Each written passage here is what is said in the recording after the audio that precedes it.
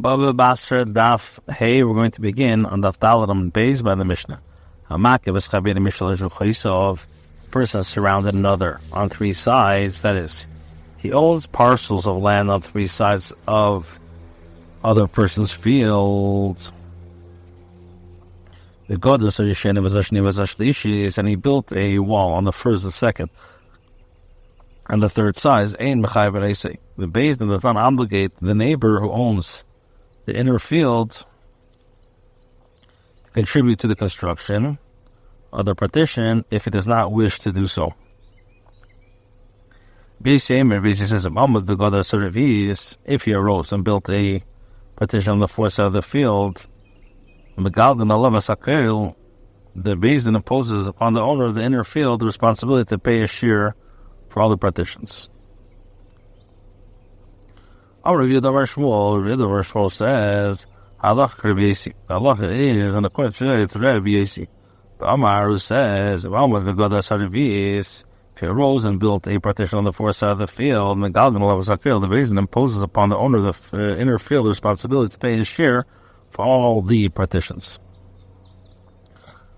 Now the Gemara says, it makes no difference if the owner of the surrounded field who arose and built a partition on the fourth side, and it's no difference if the owner of the surrounding field who arose and built a partition on the fourth side. The Allah is the name in both cases.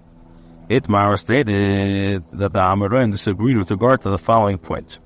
It says, Rabbi S said that the Beis Din obligates the owner of the inner field to pay his share for all the partitions. He pays in accordance with what the other person actually spent when he built the partitions. That is, the owner of the inner field must contribute his share according to the cost of the partition that his neighbor built. Is to pay a share for all of the partitions in accordance with a reduced assessment of the price of reeds, and no more. The owner of the surrounded fields can claim he had no desire for more substantial partition. So now, the Gemara now brings a proof. A person is surrounded on three sides, that is, he owns parcel of land on three sides of the other person's field. And he built a partition on the first, second, and the third sides. The Beis Din does not obligate the neighbor who owns the inner field to contribute to the construction of the partition. Which is mashma on the fourth side of the field. The Beis Din does obligate. Look at the Seifa. The first time the Rabbi seems to be stating the same halacha. So the Gemara says, who says that the owner of the inner field pays all the partitions in accordance with what the other person actually spent when he built the partitions. So now I understand the difference between the Tanakam and Rabbi S. And they hold that he pays a share for all the partitions according to the reduced assessment of the price of the reeds but what he did not put there, no. According to what the person actually spent when he built the partitions. But according to who says, in accordance to the value of the partitions of the fashion and inexpensive reeds, so what's the difference? If according to the first Tani he does not give him his share, so what did he give him? Or it says either I could tell you there's a difference between with regard to the wage of a watchman. First Tanakama maintained that since his field is a safeguard by partitions which surrounds it, the one who built the partitions can demand payment of the wage of a watchman. Basically says Basically maintains that he can demand the other share for all the partitions in accordance with a reduced assessment of the price of the reeds. The differences between the second and the third. The Tanakama holds that the owner of the inner field must give to his neighbor money for the partition built on the fourth side.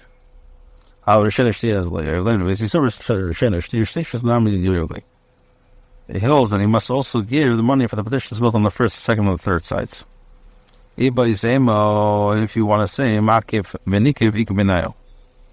that there's a practical difference between the surrounding fields or by the owner of the surrounding fields. And the Kama Savar whole time of the Amanik of the Magagan Lov Sakil. Tanakama holds that the reason the owner of the surrounded the fields is that he arose and built petitions on the fourth side. So the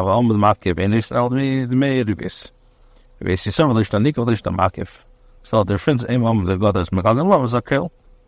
By making him build the petition on the fourth side, based on opposes upon him the owner of the inner field to pay his share.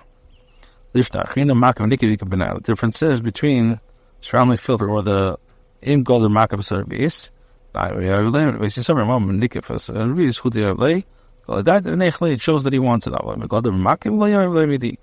the owner of the surrounding field built a partition, the fourth side, the owner of the surrounding field does not give him anything.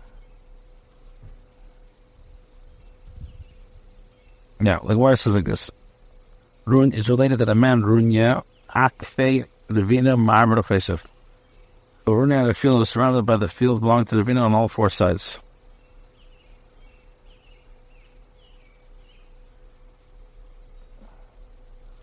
Now, he said to him, have the common Gedari, give me all your share of the expenses and according to what I actually spent. I build the petitions. Rini did not give it to him.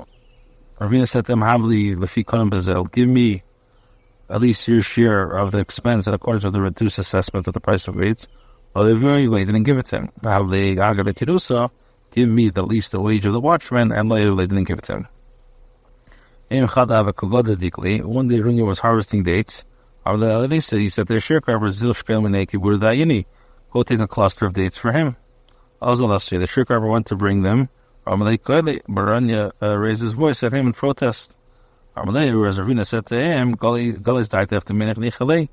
you reveal that you are pleased with the partitions and the protection that you provided. Even if there were only a goat that entered your field, wouldn't still need safeguarding to prevent the goat from eating the dates? You're not guarding or lay easy ba'alma, so you said to him, if we're only a goat doesn't want to eat merely to chase it away, or lay, so Mina said to him, well, they got boys the metle, but when you need a man to chase the goat away, pay me then at least the wage of a watchman. Osloka made it over, they came in front of Rava, and when they said Zil Pais of Mighty Pais, go appease Ravina would express his willingness to be appeased, naming the of a watchman. If not, the Aning Allah Dina Kadahuna Ali with the I will judge it according to the Rahona and according to the pay. And every basi it required to be paid half the cost of the petition. Runya Zvan Arya Mitzidavina. Runya once bought the land adjoining the property belonging to Ravina. So let's look from the bin the bar mitzvah. Ravina considered moving him to the halach of the bar mitzvah. Amalei and Rav Safar the Bridget of him the Ravina. Arinchi Arbalatzala. It was 4 dinars for a large hide, 4 dinars for a small hide. Since Runya also owned land bordering the desired parcel, you can argue with him those plot of land is smaller than yours. In the case of a dividing wall and the jointly owned courtyard that fell, if one of the owners wishes to rebuild the wall, the court obligates the owner to build the wall up to 4 amas. For after the wall was built, one of the neighbors claims that he alone constructed it, and the others did not participate in the building. The latter is nevertheless presumed to have given his share of the money, unless he claims to bring proof that the others did not give his part. The basin does not obligate the reluctant neighbor to contribute to the building of the wall either 4 hours. But if the reluctant neighbor built another wall close, even if he put the roof, unless he brings proof that he did give money for the building of the wall. If a lender set a time for another to repay the loan, they extended to him, and when the debt came due to the borrower, said, says money, I already paid you within the time, and he's not believed. These people do not ordinarily repay their debts before they're due. The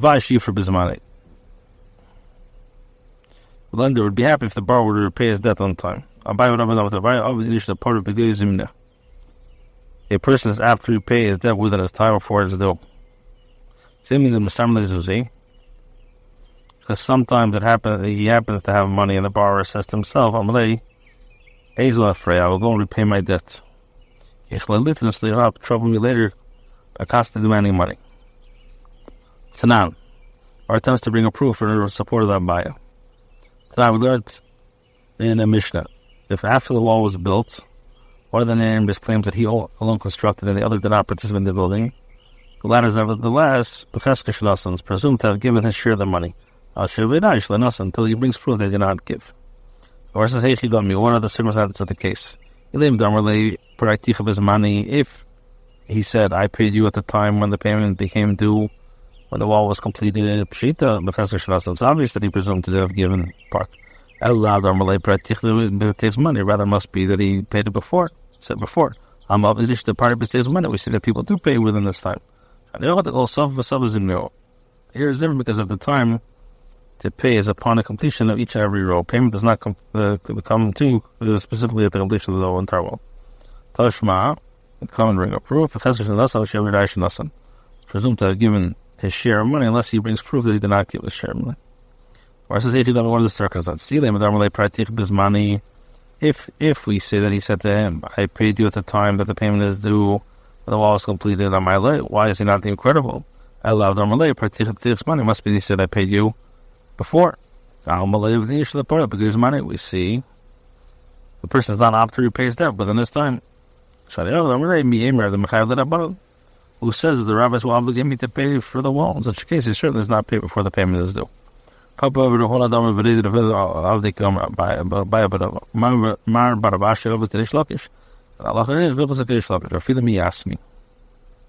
Even from his orphans. Even though the master said, when it comes to collect from the property of the orphans, a part of the mishvah cannot collect unless he's taken with the shvah. Chazak, the part of his money.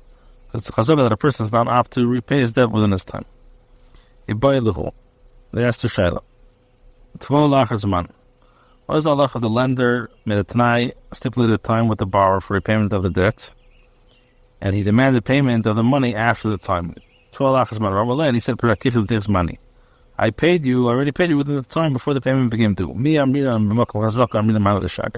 We say that where there is a chazaka against someone's claim, as in the case where there is a chazaka that people do not pay their debt, as in the case there is a chazaka, so do we say the sort of the bar could say, why would I lie? If one of the litigants could have advanced a claim more adventurous to his case than the one he actually did, so the chazaka is telling the truth.